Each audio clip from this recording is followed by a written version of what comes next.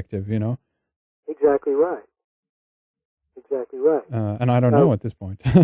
How about you? Well, but that's a good question that doesn't necessarily need to be answered. Sure. The question itself is a good place to rest a little bit and consider. Absolutely, as a kind of as a meditation, I guess, in that sense.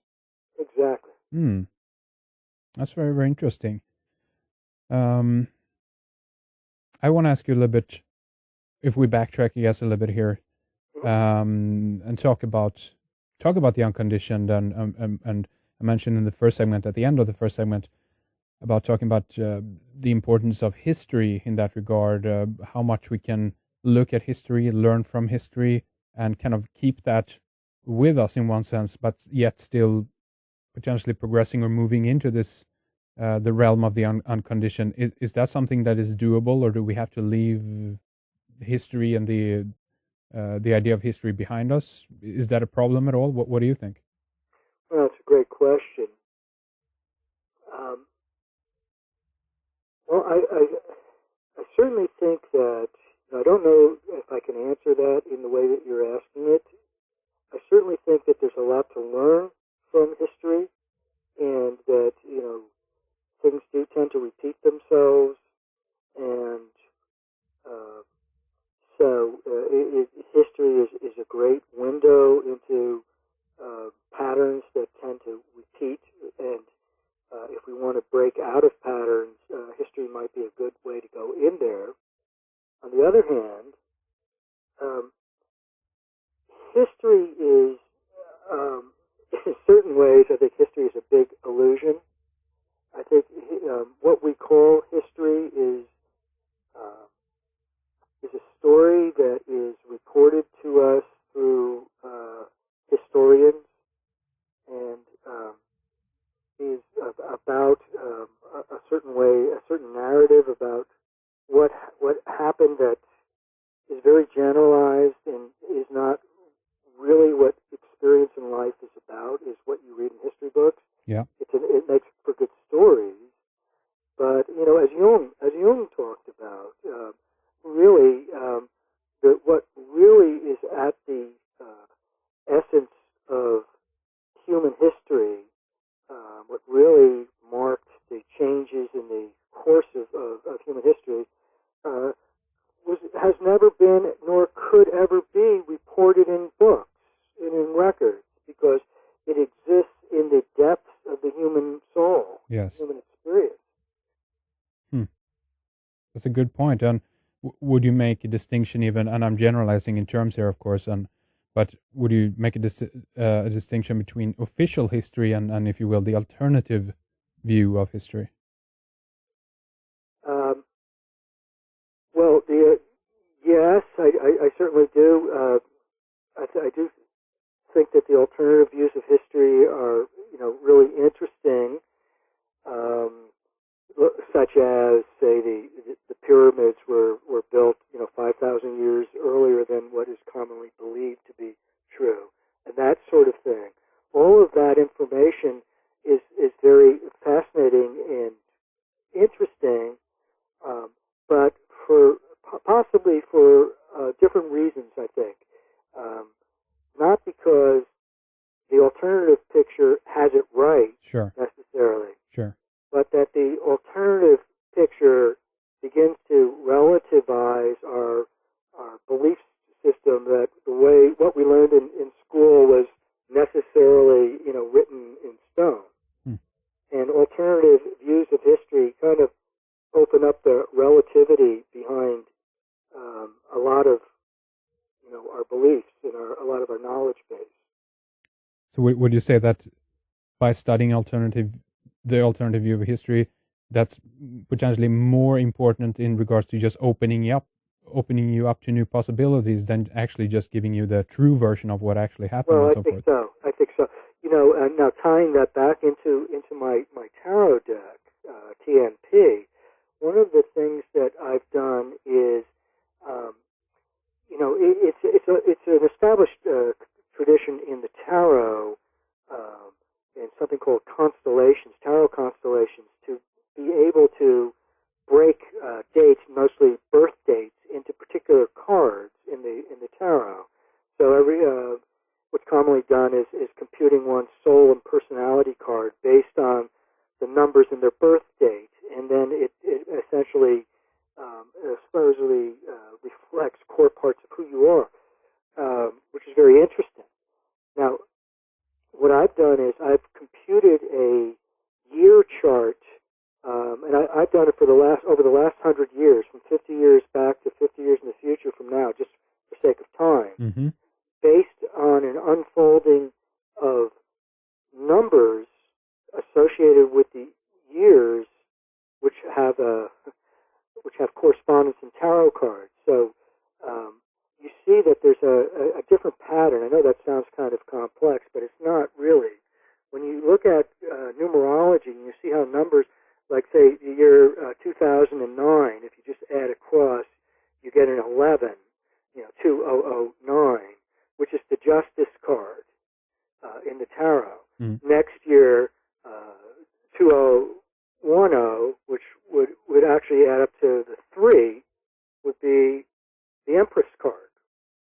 So you start looking at dates in history, and what you'll find on the esoteric level is that there's an underlying symbolic story that is unfolding simultaneously with these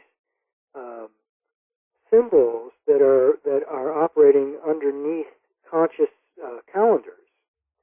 And if you wanted to look for an alternative history, if we're talking about that, I could easily, or anyone working with this deck of cards, say, and the charts that are included in the book that I've written, could begin to look at an unfolding of these archetypal principles based on actually even the day's date. When you just start to add up, the day of the week and the date and the year, you'll get a 4-digit number when you start reducing across.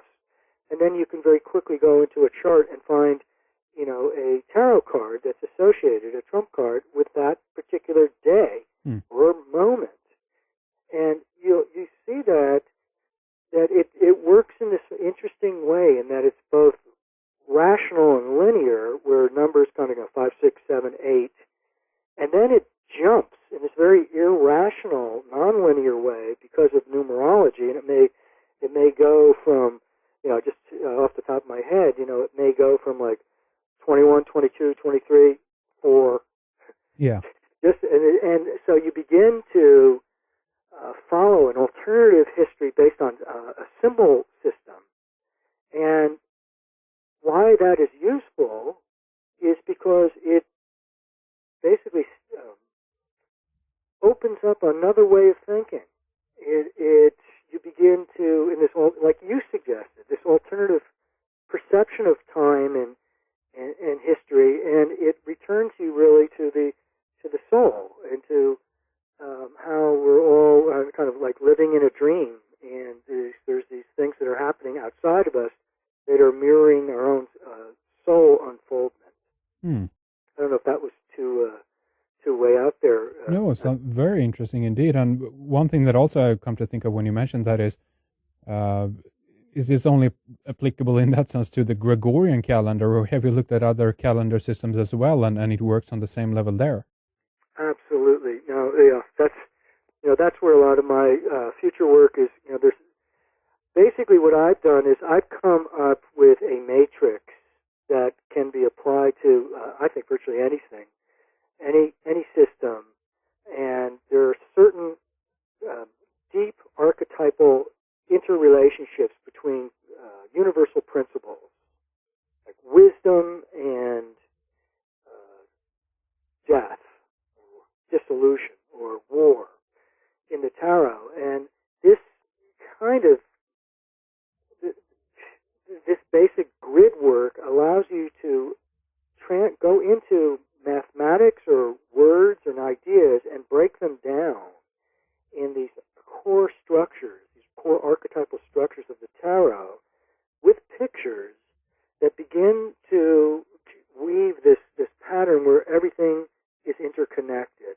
One of the new cards, I mentioned early in the interview that I did this because because I saw that the tarot was incomplete and it needed 5 cards. And so I basically found the infrastructure of the major arcana, and then using that logic, I inferred the missing 5 cards.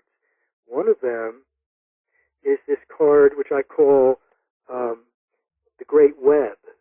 It's the final card of this deck, and it's the principle of interdependency.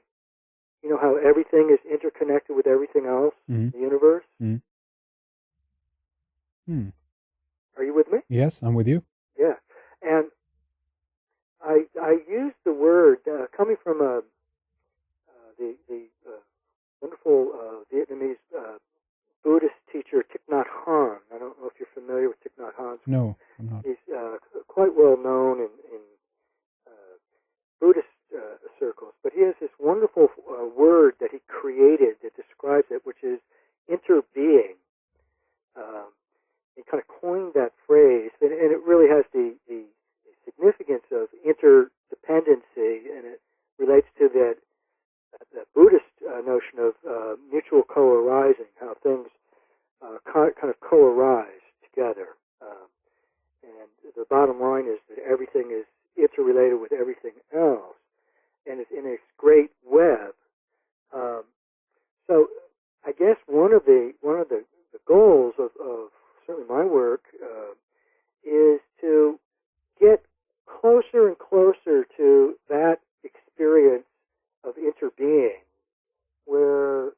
and that's really the purpose of the Kabbalah and many metaphysical and mystical symbol systems, is you begin to see that everything kind of relates to everything else in ordinary living, just pouring a glass of water or talking to your spouse or whatever, that there is this divine dance that's operating in everything that we do.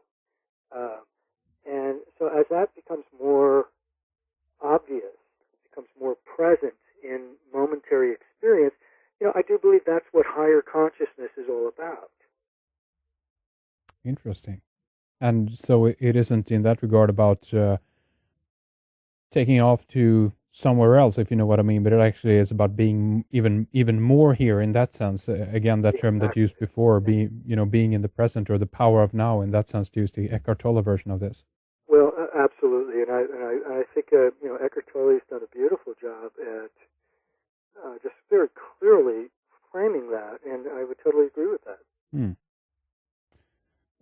How about because again, one thing that often comes up when you talk about these things is that the ego, in that sense, is something that we need to get rid of or learn to harness and so forth. What's your take on the ego? Does that fulfill an important role in our lives, and do we need to work with that again, or do we need to get rid of it, as some people actually do suggest? What do you think?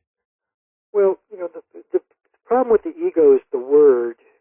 It's one of those words that has gotten so confused in the language. We don't even know what we're talking about anymore when we talk about the word ego.